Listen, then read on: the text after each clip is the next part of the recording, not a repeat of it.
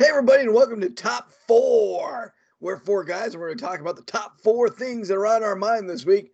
This week, we're going to be talking about the top 4 Fantastic Four villains. But first, let me say hi to all my friends. Mikey, how you doing, buddy? I'm doing well. How you doing, Tom? I'm doing great. Tom, you doing all right over there? I'm doing okay. You're looking good. You're looking good. Josh, it looks like there's Vaseline spread across everything behind you. Oh, there is. Oh, no, they're good. That's what we want. So much Vaseline. So much Vaseline. How much? So So much.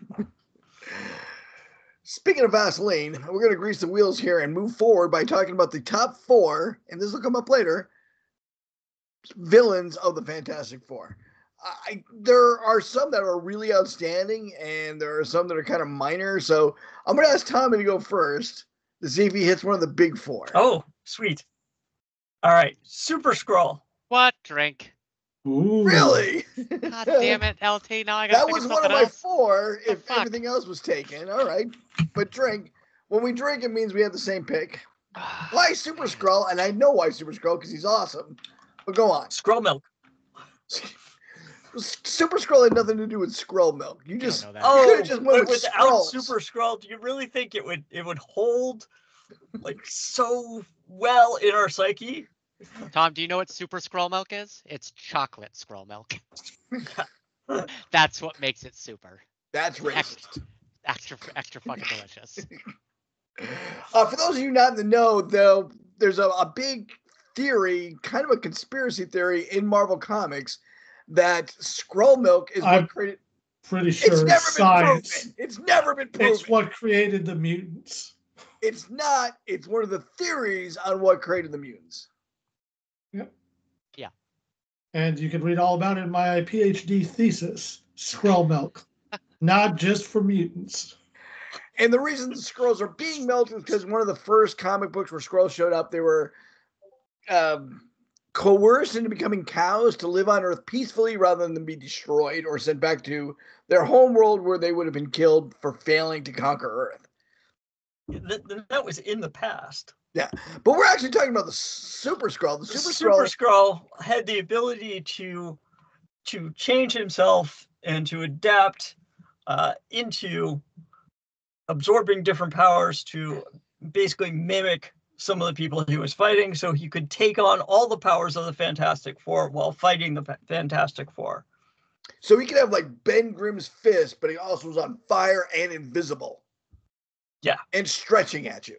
Yeah, and that Skrull milk was probably amazing. It was probably fortified with all the vitamins, Tom. All right.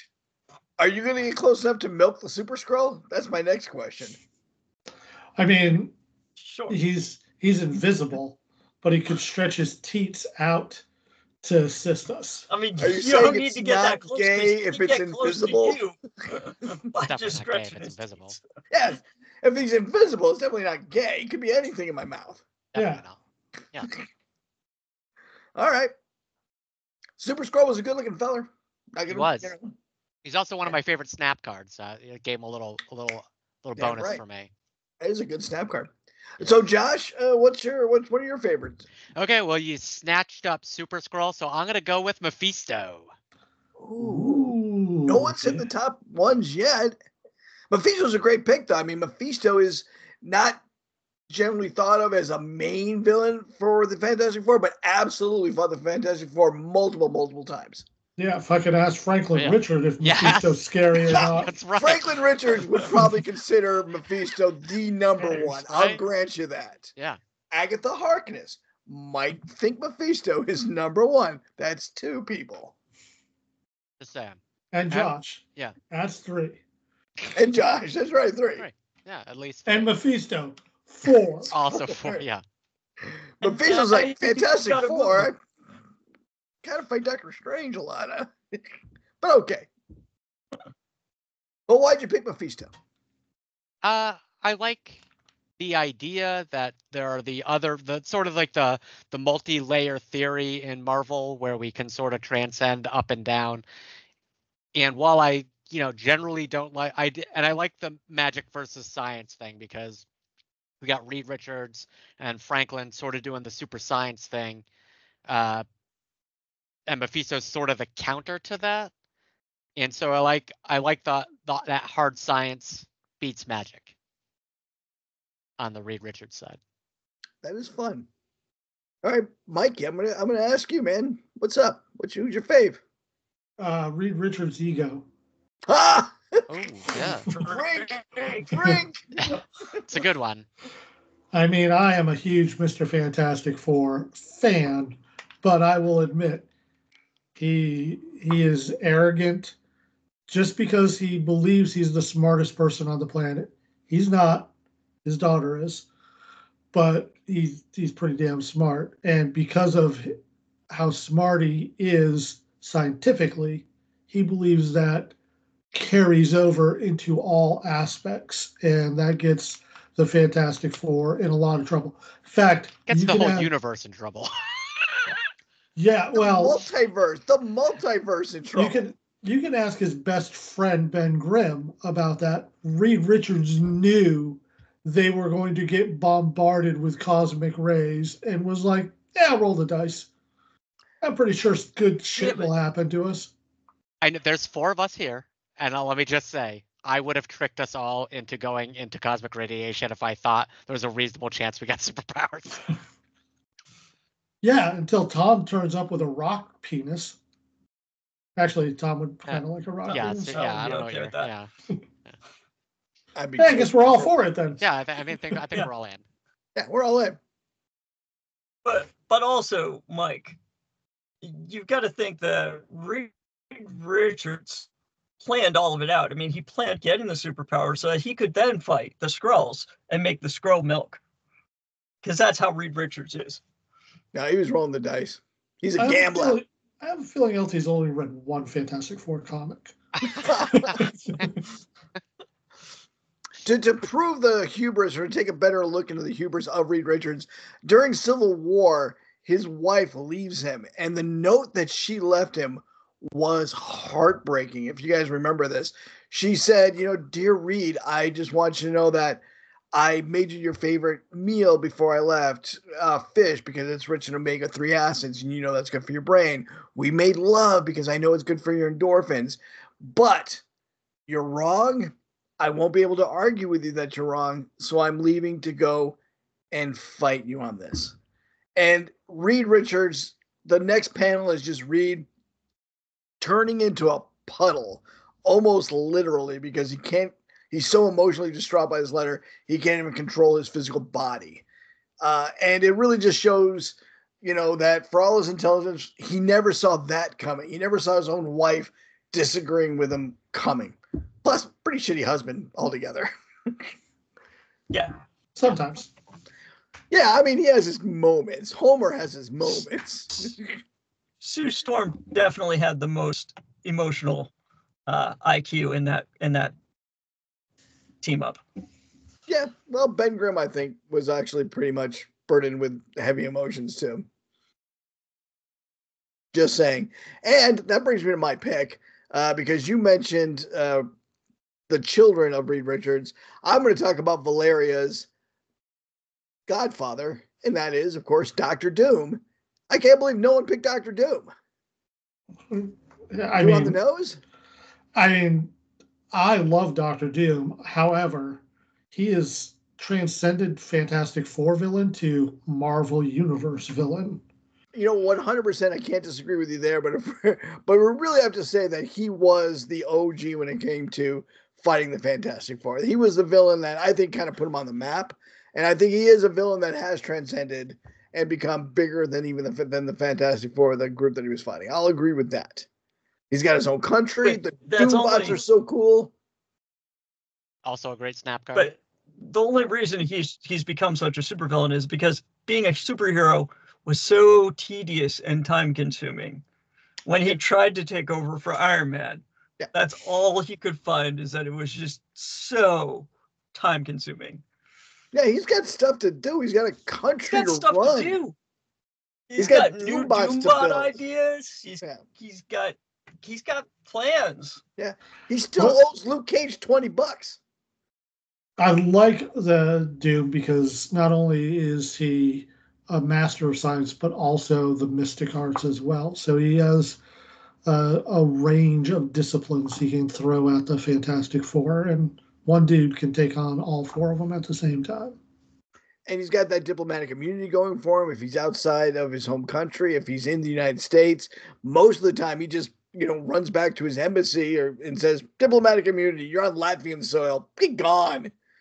Posh, psh, just turns his back and walks away and laughs. Love that about him.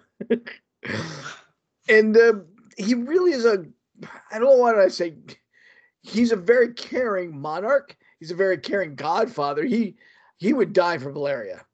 No doubt about that in my mind. He'd find a better way than dying, but if he had to, he would. Anybody disagree with that? I think he would not die for Valeria, but I think he would go into hell and get her out. He's been trying with his mom for a while now. Oh, sure. Throw that in his face. His beautifully scarred face. His beautifully, beautifully scarred face. So, quick question on Dr. Doom. Do you guys think that he's horribly scarred or just a one little scar that his psyche cannot take that, so he feels like he's disfigured? I think it's a teardrop tattoo that he regrets. It says no regrets. No regrets. I honestly don't think it's anything. I think he has a secret identity that he's protecting that we haven't found out about yet. Like he's also Ulf, the guy who works down in the village sometimes. And he doesn't want anyone to know. He's got a wife. He's got like 3 kids down there. Ulf, where are you going again? Dr. Doom called me up to do another building thing up there. I gotta go. I'll probably be gone for 4 months. Watch the news. How dictators are. Those Doombots aren't going to build themselves, honey. He called me up to do another batch. Boop, boop, boop. Puts on the mask. I am Doom. I think it's just a unibrow. That's a little racist for Latvians, but okay, I'll allow it. Gonna allow it. Because honestly, at his level of intellect, it can't be something purely physical, right? Well, yeah. He could repair his face if he wanted to. Yes. And even during the Secret Wars, he takes over the universe. He has the power to reshape everything. He still can't fix his face. Good. Like Mikey said, it's probably more of a mental thing. He probably sees his face. Like people with body dysmorphia. Yeah. He sees a teardrop tattoo and he's like, God damn it, I made such a mistake. Why did I go down to the mall? How do you make I like tattoo the no artist regrets there? better. He has a lot of Really regrets Johnson. about the teardrop tattoo underneath his unibrow, which he got while drinking Skrull milk. I think we've tied it all up. Nailed it. We've never seen his lower back either. I'm pretty sure there's a tramp stamp back there that says like property of Ben with a little arrow pointing down. Because no one can resist the rock penis. Put a Doombot in my Doom spot. Nice. Nice. Kind of want to shit on that, but I kind of do. Rock Crusher. All right. Well, thanks for not only listening to us this week, but also looking at our mugs. That's terrific. Sorry that there's a weird Shibari mannequin in the background over there. I don't want to have to explain that, but I have a life outside this podcast. That's all I'll say about that. You're not sorry. I'm not sorry. Sorry.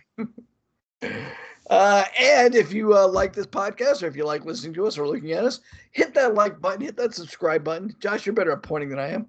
I don't know. It's maybe up here, or it's down here, or it's over here. You've used YouTube before. You get it. You can find it. And if you did like this podcast, you can also look for our regular podcast, which is a audio only podcast. It's on Podbeam, Apple. It's everywhere you want to be. Yeah, it's easy to find. Longbox guys, look us up. Easy. And you can also go to our Patreon page for $1 a month. What? $1 a month? Yeah, just $1 a month. You can subscribe to that and get an extra podcast. And every single dollar does go to the Elizabeth Peabody House, where we feed people. Tommy, how many people did you feed last week? Well, there's about 189 in the system, but that doesn't include all the deliveries I made on Thursday. So that's right. Slightly lower week because of a rainy Wednesday. Well, I just haven't gotten everything in the system yet. So it's probably closer to like 230. I'll buy that. I was there. It was a lot of people, even with the rain. And that'll do it for us. Everyone say bye-bye. Bye-bye. Bye-bye. Bye-bye. Hmm?